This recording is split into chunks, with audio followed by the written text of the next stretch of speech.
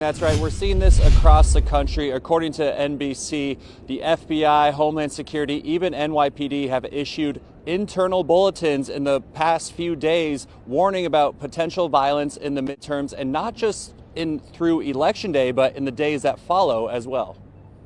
Today's a great day. Why is today a great day? Because we got the vote.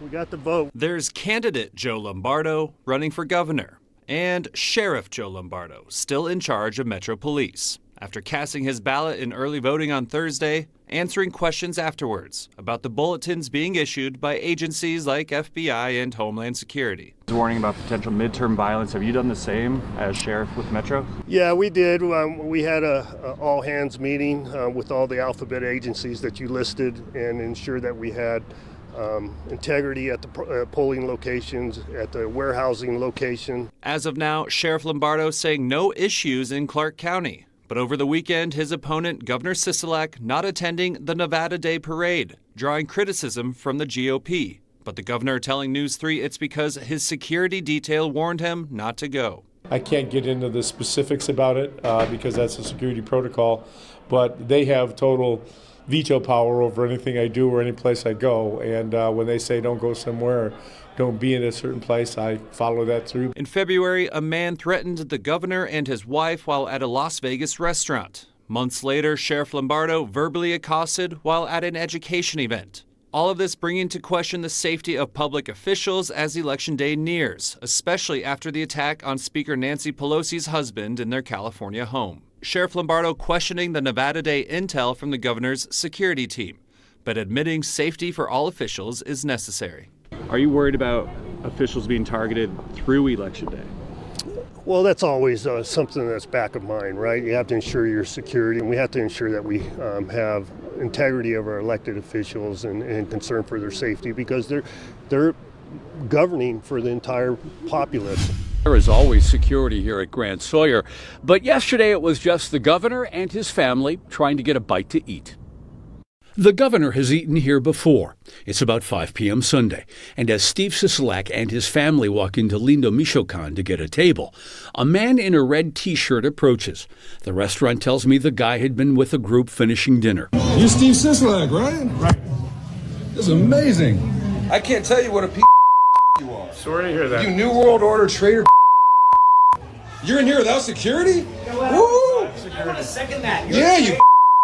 The man doing the accosting is wearing a red T-shirt that says Cannabis and Combat. ID'd through social media. He is Justin Anders, who has a right-wing vlog of the same name. At the restaurant, he continues his confrontation, this time focusing on the First Lady, who was of Asian descent. Where's your security at? Huh? You want to sell us all down the river? You working for China, piece of. The governor's office issued a statement today. He is deeply disappointed in how this incident unfolded, particularly with the language used to talk about First Lady Kathy Sisolak's heritage. We can disagree about issues, but the personal attacks and threats are unwarranted, unwelcome, and unbecoming behavior for Nevadans. Anders, along with another man, followed the governor, his wife, and daughter into the parking lot. On the way came this threat. We should string you up by lampposts right now, pussy boy! The incident brought bipartisan condemnation. Democratic Attorney General Aaron Ford said real patriots don't act like this, and anyone perpetrating these actions should be held accountable.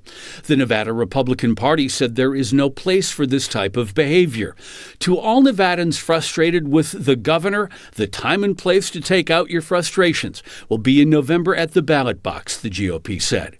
This is now the America we live in. My reaction was a lack of surprise, which I think is the saddest reaction. UNLV's Michael Green. This was threatening, both to the governor and his wife, profane, nasty, and what purpose does that serve? What does it accomplish? Not much, except to remind us how divided we are and how mean we've become.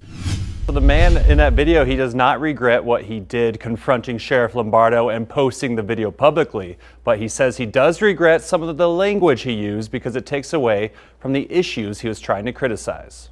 Joe Lombardo, real piece of hi, thank you for coming out. You think you throw on your little blazer? Joe Lombardo attending an event at the Smith Center. Being asked to pose for a photo, instead, the person filming starts verbally accosting the sheriff. Pretending you're not putting a documentary in prison, you piece of garbage, huh?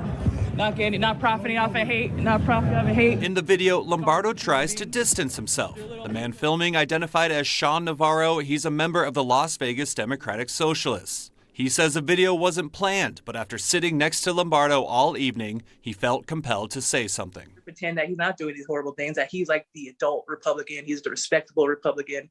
And it's something I really disagree with. I really disagree with him trying to be in these spaces and trying to be comfortable and no one really saying anything to him. The incident reminiscent of a restaurant confrontation between Governor Sisolak and a man just 4 weeks ago. You working for China, piece of you traitors, we should string you up by lampposts right now. Navarro doesn't think it's the same, saying he didn't threaten the sheriff like what happened with the governor. He says he was nervous and maybe could have used less aggressive words. I 120% do not regret what I said.